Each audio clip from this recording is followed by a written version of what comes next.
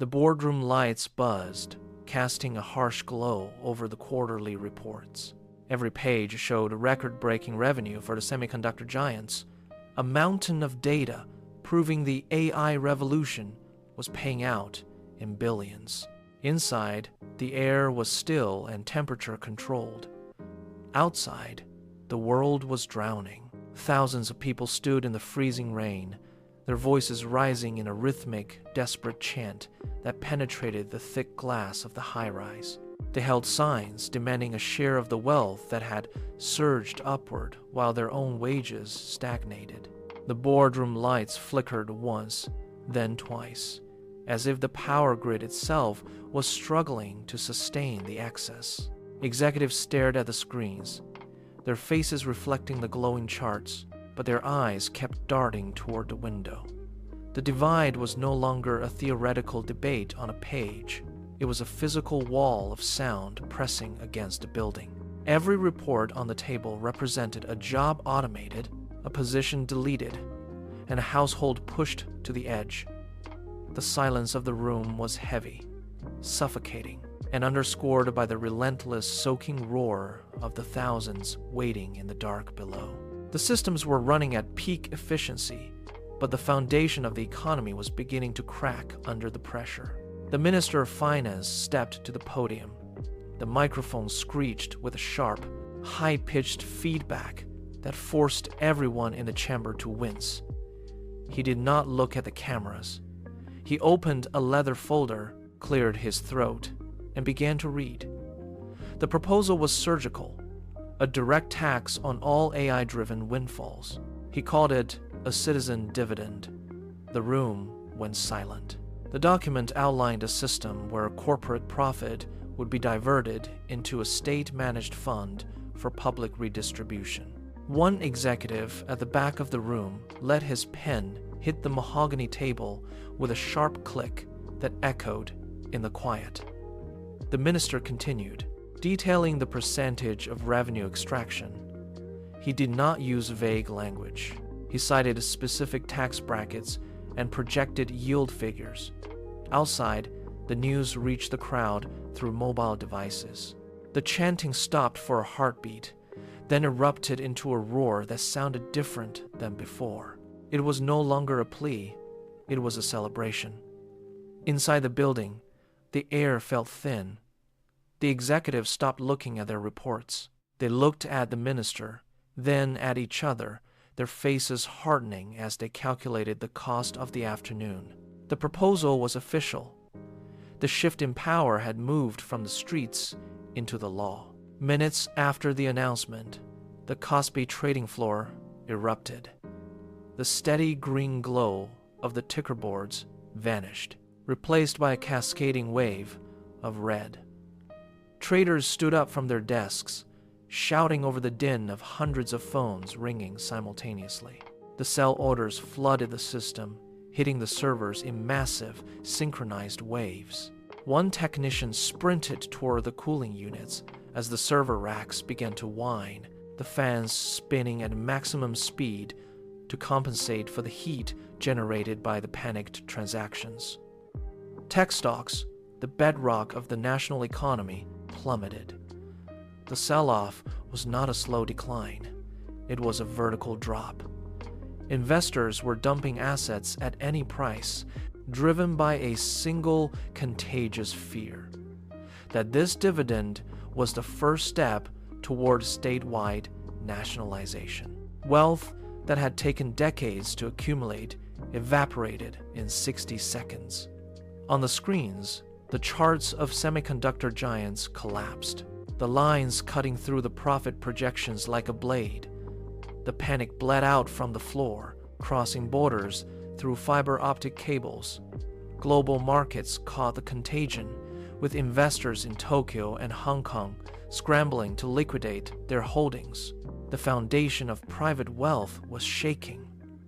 The numbers on the boards continued to slide faster than any algorithm could correct, and the market floor turned into a scene of total, unmanaged chaos. Across the Pacific, the lights in the Silicon Valley glass towers stayed on long after midnight. Executives stood in a semicircle around a wall-mounted monitor, watching the KOSPI indicators continue their downward spiral. None of them spoke.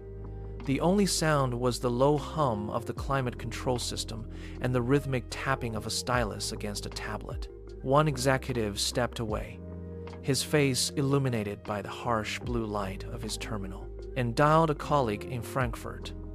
He waited, listened to the rhythmic tone of the international line, and then slammed the device down. The line was dead, or perhaps just overwhelmed by a surge of similar calls.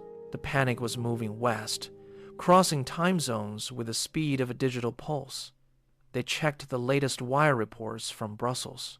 Legislators there were already drafting their own versions of the dividend tax, citing the sole precedent as a blueprint for domestic stability. The dominoes were not just falling, they were accelerating.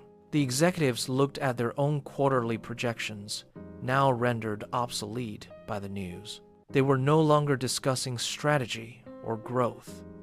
They were calculating the exact moment their own governments would move to seize the surplus. The silence in the room deepened as they realized the window to prevent a global shift was closing. The response from the semiconductor giant arrived not as a press release, but as a formal legal notice delivered to the Prime Minister's office. The document was brief. It stated that unless the dividend tax was rescinded within 24 hours, the company would initiate a full-scale relocation of all production facilities to overseas territories. The CEO stood in the center of the board table, his hand resting on a stack of blueprints for new factories already surveyed in other nations. He waited for the government representative to blink, to offer a compromise or a delay. Instead, the official sat motionless, staring at the wall, refusing to acknowledge the threat. The silence in the room stretched until it became a physical weight. The CEO signaled to his staff to begin the data migration for the assembly lines. He was prepared to dismantle the nation's industrial heart in a single weekend. Outside, the rain continued to beat against the glass, masking the sound of internal servers being shut down one by one. The government had pushed the company to the edge, and now the company was pushing back with a threat of total economic abandonment. The standoff was complete. The nation's future rested on whether the state would capitulate to the ultimatum or watch the industry vanish entirely. The government did not debate the relocation threat. Instead, they acted. Within minutes of the ultimatum, a presidential decree was transmitted directly to the customs bureaus and naval ports. Every export permit held by the semiconductor giant was declared void, effective immediately, at the massive shipping terminals. The effect was instant. Massive robotic cranes, programmed to load thousands of AI-ready chips onto waiting cargo vessels, ground to a halt in midair. The hum of the docks was replaced by the frantic shouting of logistics managers. Thousands of containers, already sealed and manifested for global distribution, were ordered back to secure holding yards. The ships waiting in the harbor dropped anchor, unable to receive their cargo, across the globe. From electronics assembly lines in Vietnam to data centers in North America, the supply chain began to fracture. Notifications flooded dashboards, signaling an indefinite delay in component arrivals. The panic shifted from stock tickers to physical inventory counts. Every hour of the freeze represented millions in lost revenue, and the industry realized the state had effectively paralyzed the beating heart of their production. The desperation was no longer theoretical. It was a total blockade that threatened to bring the global tech sector to its knees. The blockade shattered the illusion that AI was merely a tool of private enterprise. Across social media channels and international news networks, the divide widened into a canyon. Proponents of the tax argued that AI infrastructure, built on the massive datasets contributed by the entire human population, functioned as a public utility. They compared the digital grid to water and electricity. Opponents countered with equal fervor, claiming that private capital and proprietary algorithms remained the sole property of the inventors. In a televised debate in Geneva, a lead economist stood up and slammed his notepad onto the table, shouting that wealth generated by non-human labor must be distributed to prevent total social collapse. His opponent, a tech lobbyist, retorted that seizing this profit would stifle innovation and lead to a technological dark age. The argument bled into the streets. Protesters in London and New York occupied headquarters, while investors in Tokyo warned of a permanent retreat from research funding. Every interview, every op-ed, and every heated street-level argument sharpened the divide. The world was no longer arguing about tax rates or export permits. They were debating the ownership of the future itself. The standoff had evolved into a binary choice: treat AI as a collective resource, or maintain it as a private asset. The global population had chosen their sides, and the middle ground had vanished.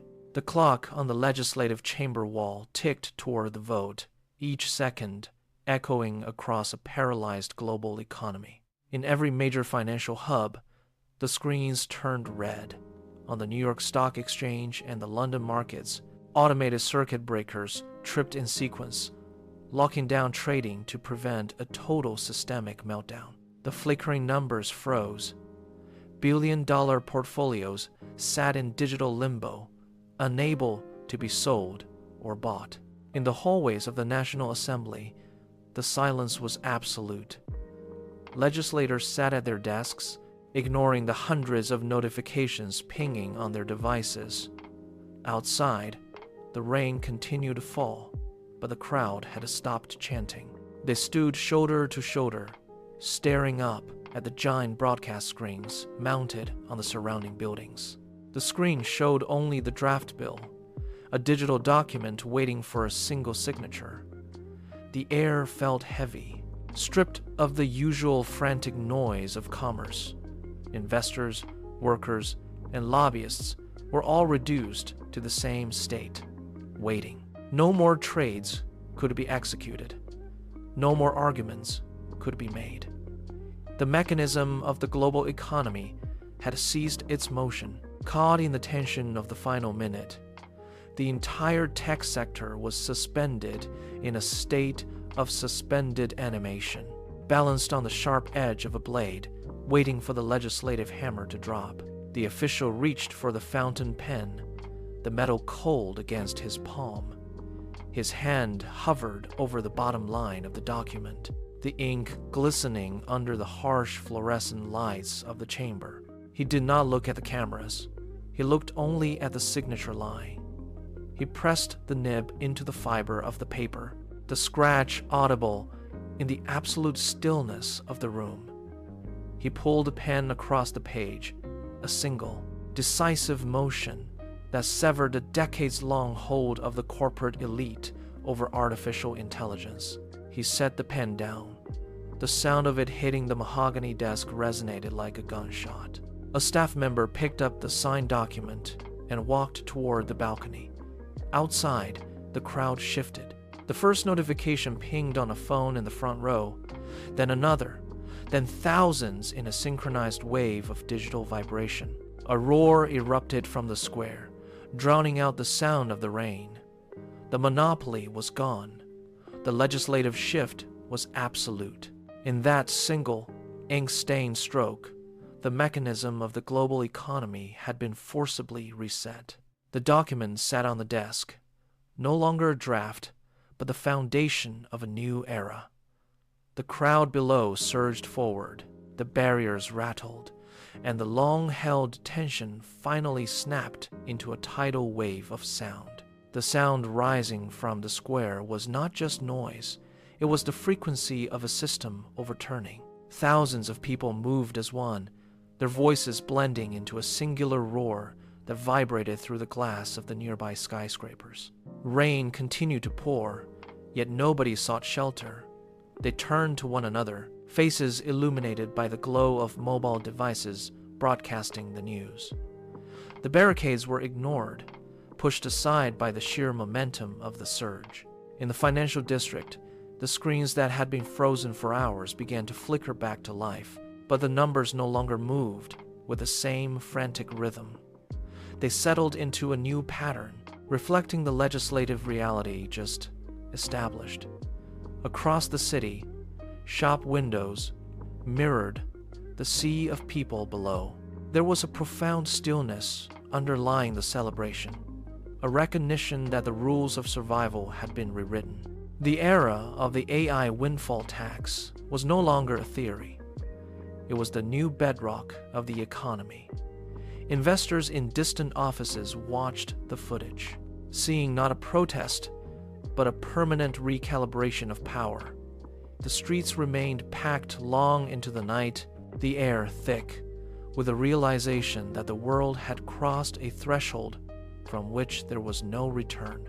The old structures were gone, and in their place, a new, uncertain, and irreversible future had begun.